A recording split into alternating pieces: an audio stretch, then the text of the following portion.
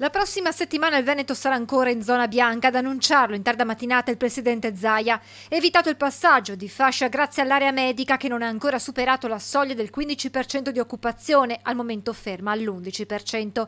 Il governatore, nell'analizzare i dati dei contagi, quasi 4.000 in Veneto nelle ultime 24 ore, evidenzia come su 131 ricoverati in terapia intensiva il 78% sia composto da pazienti non vaccinati e il 22% da immunizzati. Ipotizzando, continua Zaia, che l'intera popolazione sia vaccinata, avremo solo 22 ricoveri in terapia intensiva. È la Marca Trevigiana, la provincia veneta, che registra rispetto al report di ieri il maggior numero di nuovi positivi, poco più di 900, a fronte di oltre 8.700 tamponi. Di fronte a questi numeri l'USL 2 ha deciso di implementare da lunedì il Covid Point di Oderzo. Oggi chiaramente sta chiudendo a mezzogiorno l'una, lo porteremo fino alle 17. Aumenta anche il carico ospedaliero nella Marca, con 247 persone ricoverate, di cui 18 in terapia intensiva.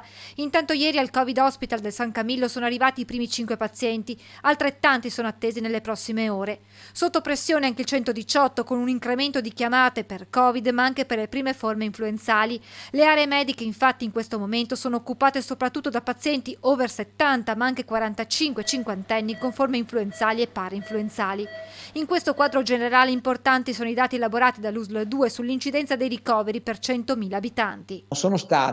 L'incidenza per 100.000 sono stati nel 2020 29,2, ok? Questa è la media ovviamente. Nel 2021 di non vaccinati sono stati 28 su 100.000, quindi molto vicino al 2020. I vaccinati invece sono solo il 7,7 su 100.000. Quindi questa è la chiara evidenza di fronte a tutti, di fronte ai Novax, di fronte al mondo, che la vaccinazione funziona. Altrettanto significativi i dati dell'incidenza settimanale dei casi di positività per 100.000 abitanti. Nel 2020, cioè il periodo difficile, è stata di 912,6 su 100.000 abitanti.